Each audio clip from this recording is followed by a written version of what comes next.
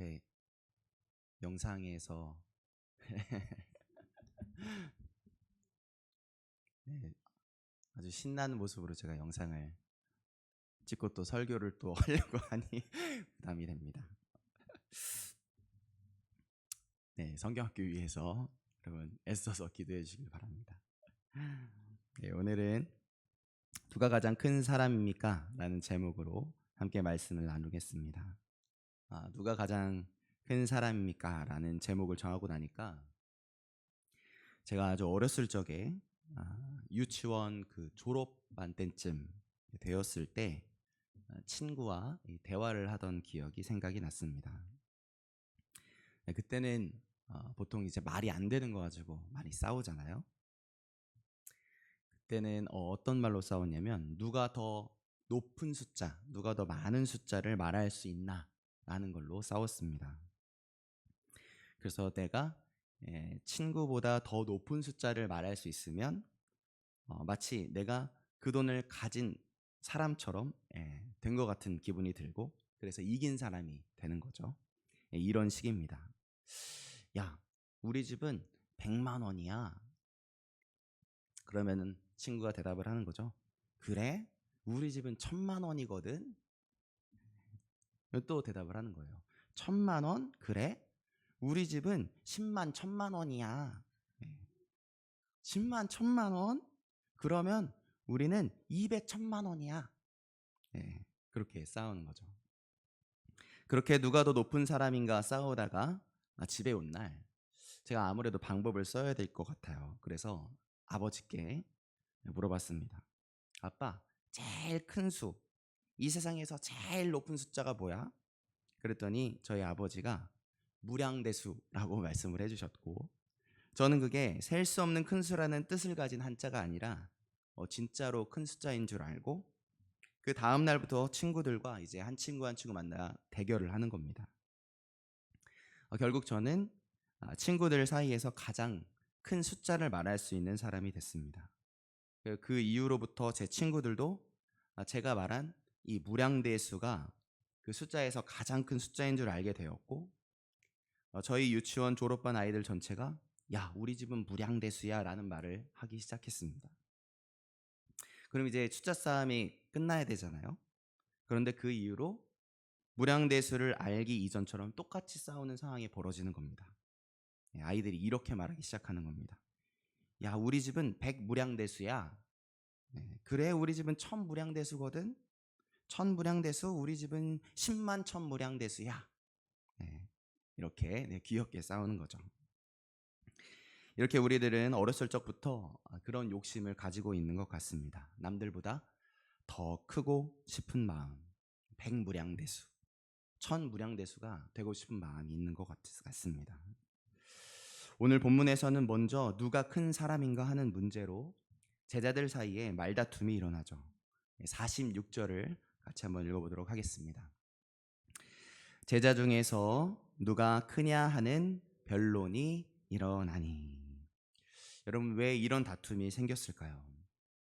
성경을 보니까 아무래도 이 말다툼이 시작된 배경은 오늘 함께 읽은 본문 위에서 어떤 한 사람이 데리고 온 한 아이, 귀신에 들려서 소리를 지르고 거품을 물고 경련을 일으켰던 아이를 제자들 중에 아무도 치료해내지 못했던 일로부터 시작된 것 같습니다. 그래서 9장 초입 1절을 보니까 예수님은 12제자들을 불러 모으셔서 그들에게 모든 귀신을 제어하고 또 병을 고치는 능력과 권위를 주시죠. 같이 한번 읽어보도록 하겠습니다. 예수께서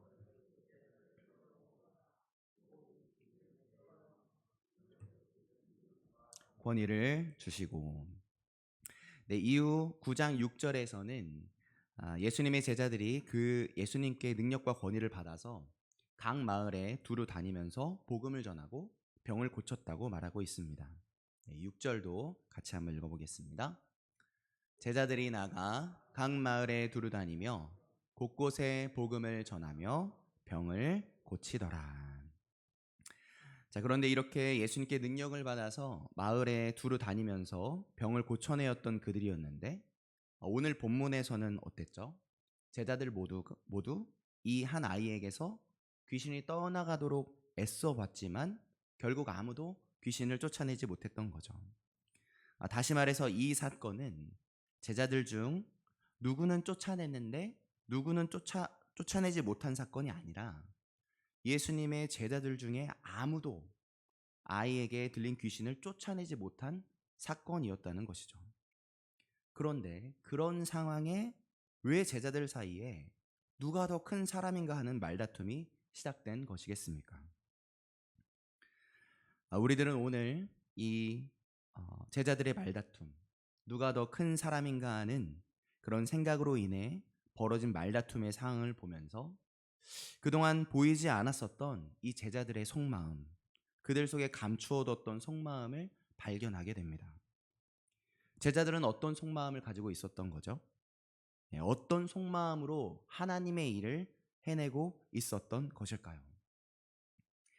예수님의 제자들은 예수님이 선물해 주신 능력을 마치 자기 자신이 만들어낸 자신의 능력으로 생각하고 있었다는 것을, 예수님이 선물로 주신 권위를 마치 자기 자신이 만들어낸 권위로 여기고 있었다는 것을 우리는 이 부분에서 깨닫게 됩니다.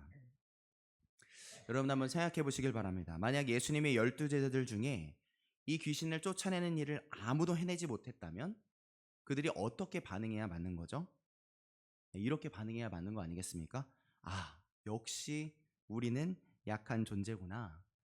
이 일은 역시 주님만이 하실 수 있는 거구나 하고 겸손하게 고개를 숙여야 할 순간입니다. 그런데 제자들은 아무도 귀신을 내어 쫓는 일을 해내지 못한 그 상황에서도 어떤 생각을 한 것입니까? 그래도 내가 저 제자보다는 낫지. 그래도 내가 저 제자보다는 더 잘했지. 그래도 내가 저 제자보다는 더 큰 일을 해낼 수 있지. 해냈지. 하고 생각하면서 서로 키재기를 하고 있었던 것이죠. 이들이 왜 그랬겠습니까? 자신들에게 주어진 능력과 권위가 주님이 주신 선물임을 잊고 있었기 때문인 것이죠. 내게 있는 능력과 권위를 주님이 주신 선물로 여기지 않고 내가 만들어낸 것으로 여겼기 때문입니다. 이렇게 자신에게 있는 능력과 권위가 주님이 주신 선물이라는 것을 잊고 겸손하지 못했던 제자들의 모습, 주님 주신 선물 앞에서 그것이 내 것인 것 마냥 도토리 키재기를 하고 있었던 제자들의 모습, 이들의 모습이 답답하게 여겨지고 혀끝을 끌끌 차고 싶을 때쯤 우리는 이 제자들의 연약한 모습 속에서 오늘날 우리들이 가지고 있는 모습, 우리 마음속에 꽁꽁 숨기고 있는 이 제자들과 같은 속마음을 바라볼 수 있어야 하는 것이죠. 오늘 읽은 말씀을 아주 오래전에 어떤 이야기로 듣는 것이 아니라 바로 오늘 나에게 주시는 하나님의 말씀으로 듣고 그 말씀을 내 삶 속으로 끌어서 가지고 오는 것, 그것이 바로 하나님의 살아있는 말씀을 오늘 내 삶 속에서 작동시키는 방법인 것입니다. 그러므로 사랑하는 우리 만수교회 모든 성도님들, 오늘 우리도 하나님께 선물을 다 받으셨습니다. 우리 각자에게 주신 맞춤형 선물들, 놀라운 선물들이 다 있죠. 더 깊이 생각해 본다면 우리가 가진 것 중에 하나님이 주시지 않은 선물이 없는 겁니다. 사실 오늘 우리가 가지고 있는 것 모두 하나님이 주신 귀한 선물이죠. 그런데 우리는 어떻습니까? 때로 오늘 제자들의 모습처럼 지금 우리가 가지고 있는 능력, 권위, 우리의 가족, 물질, 관계, 건강이 하나님께서 주신 선물이라는 것을 잊어버리고 살 때가 정말 많죠. 그래서 나와 다른 선물을 받은 사람들을 보면서 부러워하기도 하고, 때론 그 선물을 나는 왜 안 주셨지 싶어서 서러운 마음을 갖기도 합니다. 또 그와는 반대로 내 선물은 다른 사람이 받지 못한 선물이라고 생각하면서 남들이 가지지 못한 내 선물을 다른 사람들 앞에서 은근히 자랑하며 우쭐거릴 때도 있죠. 이들 중에 우리 속마음에 있는 감춰둔 모습이 어떤 모습이신가요? 오늘은 바로 그 모습, 우리 안에 있는 이 연약한 제자들의 모습, 그 말다툼과 키재기하는 모습을 솔직히 주님 앞에 내려놓을 수 있으시길 바랍니다. 그래서 다시 주님 앞에서 이렇게 고백할 수 있었으면 참 좋겠습니다. 우리 다시 한번 앞에 있는 화면을 보면서 같이 한번 고백해 보도록 하겠습니다. 시작.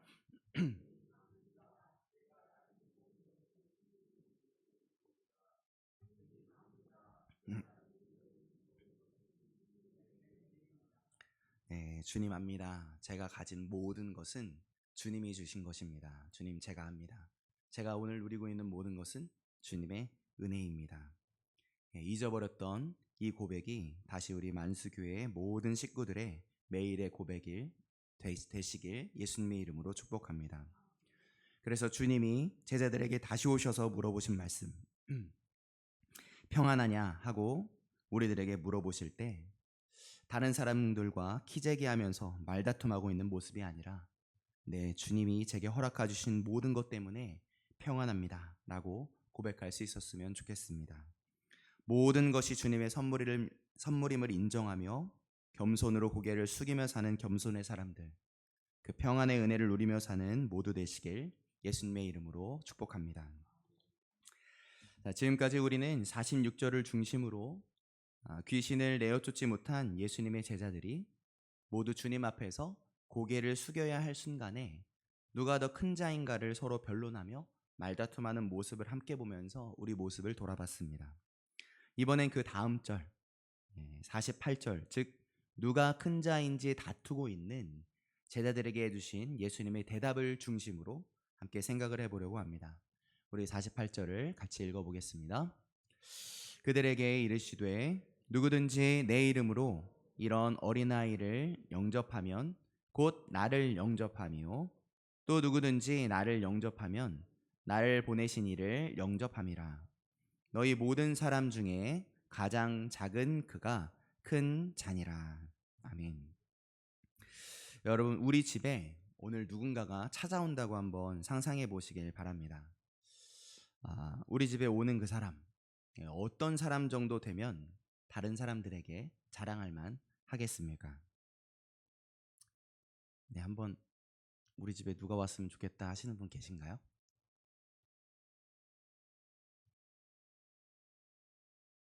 한 분만 말씀해 주실 수 있을까요? 우리 집에 누가 오면 이건 자랑할 만하다 싶은 분 계신가요? 네? 대통령님. 전에 여기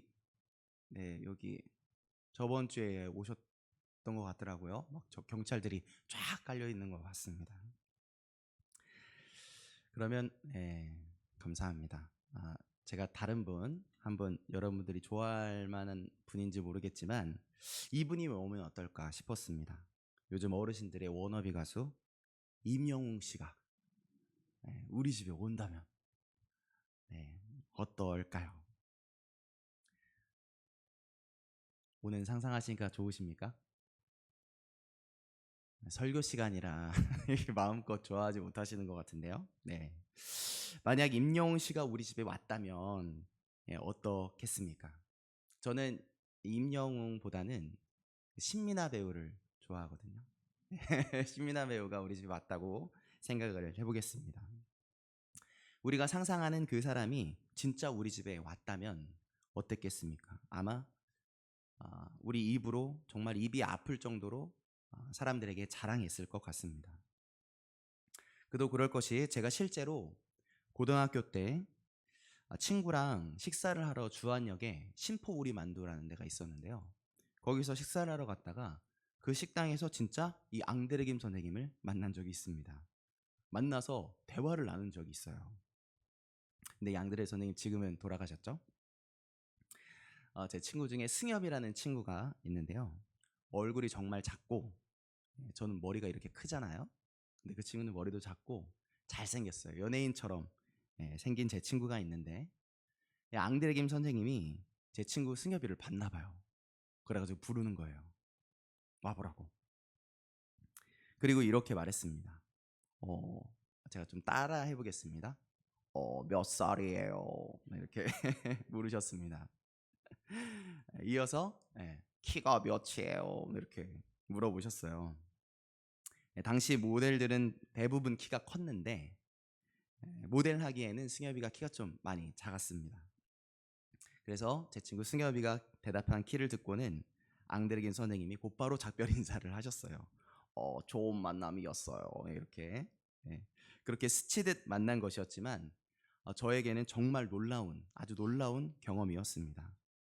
약 20년이 지난 오늘 이 시간에도 제가 그 앙드레김 선생님을 만났다고 지금 여러분께 얘기를 하고 있으니까 말이죠. 앙드레김 선생님을 만난 지 20년이 지나서도 이렇게 생생히 기억하고 얘기를 하는데, 우리가 만약 정말 임영웅 씨를 만났다면, 제가 생각한 신민아 씨를 만났다면 아마 더 입 아프게 자랑했겠죠. 자, 상상은 자유니까 조금 더 상상을 해보겠습니다. 예배 중간에 모르는 번호로 전화가 왔습니다. 그래서 예배 끝나고 전화를 걸어봤는데 정말로 우리 집에 영웅 씨가 온다고 연락을 한 겁니다. 진짜로 임영웅 씨가 우리 집으로 온다고 연락이 온 거예요. 이제 여러분 어떻게 하시겠습니까? 저 같으면 얼른 집으로 뛰어들어가서 구석구석 깨끗이 청소를 할 것 같습니다. 건드려보지 않았던 이 책상 밑, 손이 닿지 않던 화장실 세면대 뒤까지 닦을 것 같아요. 청소만 할까요? 또 뭐도 하시겠어요? 네, 맛있는 음식 준비해야겠죠. 내가 제일 잘하는 자신 있는 요리를 신나게 만들고 임영웅 씨를 기대하면서 기다릴 겁니다. 드디어 벨소리가 들려요. 현관문 벨소리가 들립니다. 임영웅 씨를 만날 마음에 신나서 한 걸음에 뛰어나가서 활짝 웃으면서 대문을 열었는데, 그런데 우리가 기대했던 가수 임영웅 씨가 아니고 이삭 아파트에 살고 있는 남정초등학교 4학년 1반 김영웅 어린이였던 거예요. 임영웅 씨와 똑같은 이름을 가진 남동초등학교 4학년 1반 김영웅 어린이. 임영웅이 아닌 김영웅. 이 김영웅이가 우리 집 문 앞에 서 있는 겁니다. 기대했던 임영웅 씨가 아니라 우리 동네 꼬마 김영웅이었다니. 여러분, 우리가 어떤 마음이겠습니까? TV에서 트로트로 그렇게 감동을 주었던, 정말 워너비 임영웅을 만날 기대하며 준비하며 애쓰며 활짝 웃으며 현관문을 활짝 열었던 그만큼 어떤 마음이 들까요? 실망과 화가 치밀어 오르겠죠. 꼬마야, 너가 우리 집에 온다는 거였어? 임영웅이 아니라 김영웅? 에이, 당장 나가! 그리고 문 닫고 초대도 안 할 수도 있겠죠. 실망한 그만큼 인상을 쓰면서 대문을 닫을 수도 있겠습니다. 자, 그런데 이런 상황이라면 이렇게 행동하는 것이 당연하겠다 느끼고 있는 우리에게 오늘 예수님의 말씀은 뭐라고 말씀하고 계시죠? 그들에게 이르시되 누구든지 내 이름으로 이런 어린아이 하나를 영접하면 곧 나를 영접함이요, 또 누구든지 나를 영접하면 나를 보내신 이를 영접함이라 라고 말씀합니다. 그러니까 오히려 그 반대로 행동해야 한다고 말씀하시는 것이죠. 우리 입장에서는 유명한 간수 임영웅 씨가 우리 집에 와야, 그래야 놀라운 일이고, 그 정도는 되어야 은혜고, 그 정도는 되어야 감사헌금에 기쁨의 제목을 적어서 감사헌금을 할 정말 놀라운 일인데, 오늘 말씀에서 예수님은 누구나 부러워할 그 유명한 가수 임영웅 씨가 아니라 자격 없는 동네 꼬마아이 김영웅이를 기쁨으로 맞이하는 게 놀라운 일이요, 은혜요, 감사할 일이라고 말씀하고 계시는 거죠. 이 별 볼 일 없는 꼬마아이를 맞이하는 일, 그 일이 무엇이라고 말씀하십니까?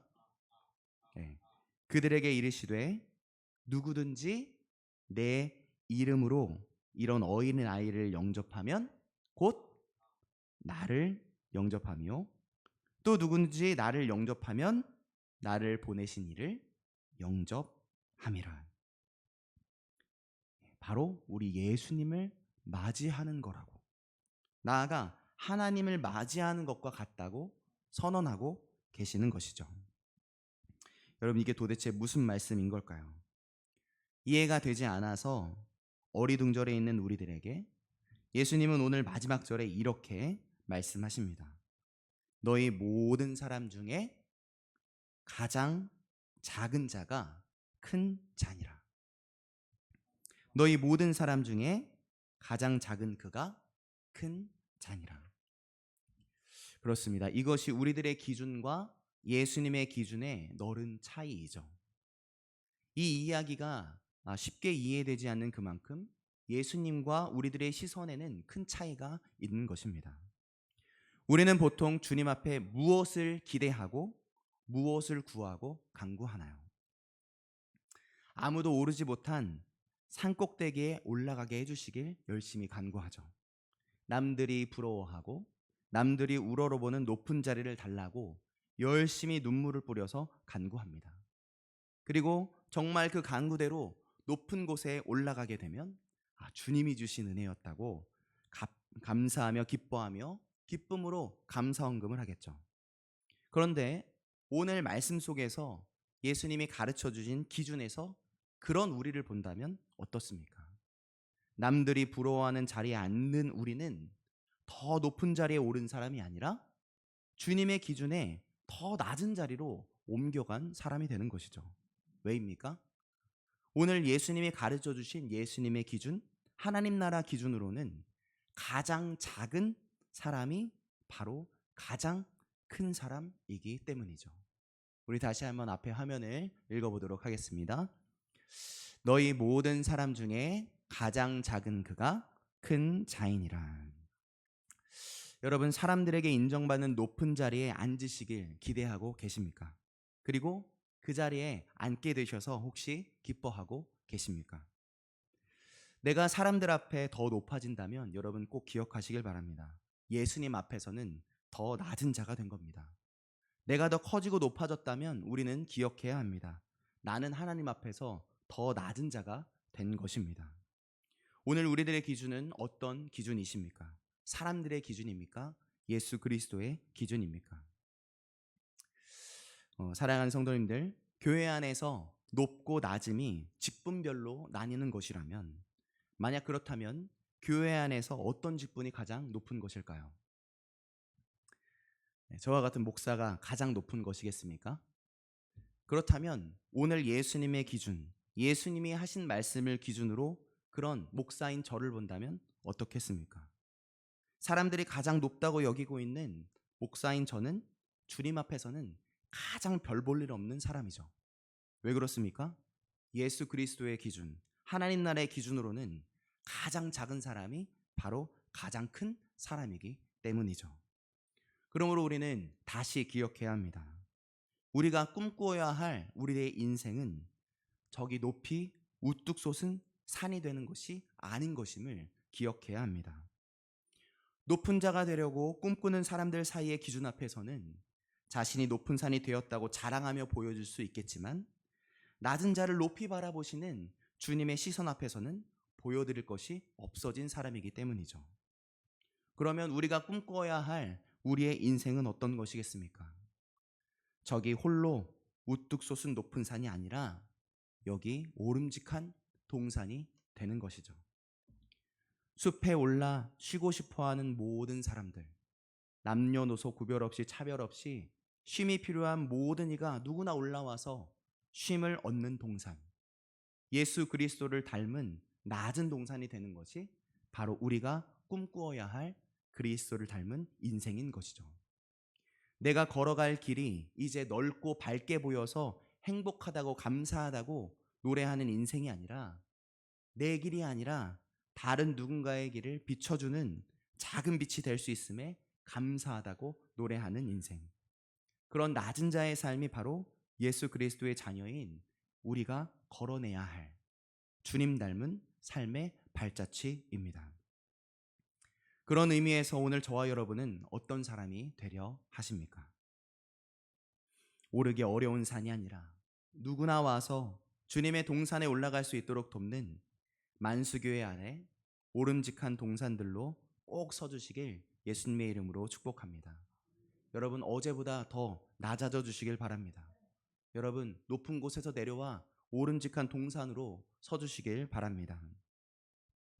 우리 예수님은 아직도 무량대수를 열심히 외치고 싶어하는 우리들을 다시 한번 주님의 동산으로 초청하고 계신 것이죠. 그분의 초청인 줄 믿고 우리 앞에 다시 한번 오늘 말씀을 읽어보도록 하겠습니다. 그들에게 이르시되 곧 나를 영접함이요 또 누구든지 나를 영접하면 나를 보내신 이를 영접함이라. 너희 모든 사람 중에 가장 작은 그가 큰 자니라. 여러분 이 초청의 말씀을 우리 마음판에 다시 한번 새기시길 소망합니다.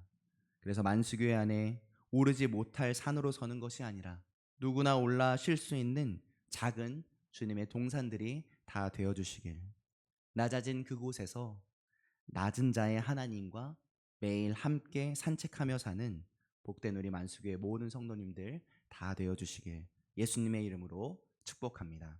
아멘. 기도하시겠습니다. 하나님 감사합니다. 오늘은 제자들의 모습 속에서 우리들이 잊어버렸던 고백이 무엇인지를 깨닫게 하시니 감사드립니다. 다시 주님의 은혜를 기억하며 사는 매일이 되게 하여 주시옵소서.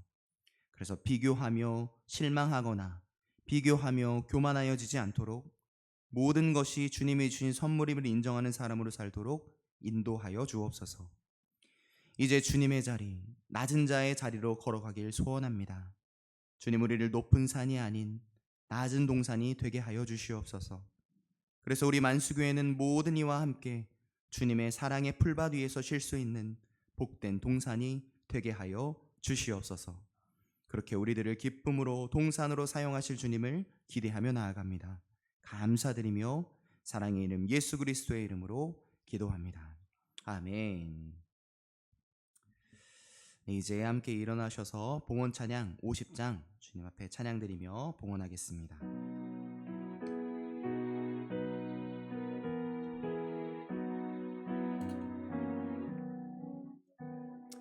내게 있는 모든 것을 아낌없이 드리네. 사랑하고 의지하며 주만 따라 살리라. 주께 드리